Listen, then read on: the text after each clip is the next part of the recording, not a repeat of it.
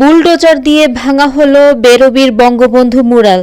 বেগম রোকেয়া বিশ্ববিদ্যালয়ে বেরোবি বুলডোজার এনে ভেঙে ফেলা হলো বঙ্গবন্ধু শেখ মুজিবুর রহমানের বঙ্গবন্ধু মুরাল।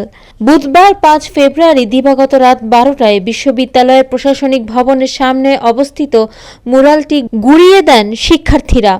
এ সময় শিক্ষার্থীরা হাততালি দিয়ে উদযাপন করতে থাকেন এবং বিভিন্ন প্রতিবাদী স্লোগান দিতে থাকেন।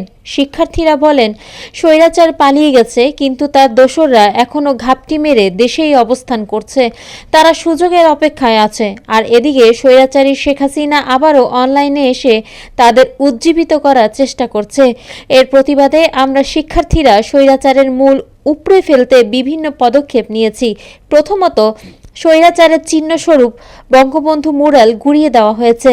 এর আগে রাত ৯টা ৪০ বেগম রোকেয়া বিশ্ববিদ্যালয়ের শিক্ষার্থীরা জড়ো হয়ে বঙ্গবন্ধু শেখ মুজিবুর রহমান হলের নাম মুছে দিয়ে বিজয় ২৪ হল নামকরণ করেন এবং বঙ্গমাতা শেখ ফজিলাতুন্নেসা মুজিব হলের নাম মুছে ফেলেন তারা।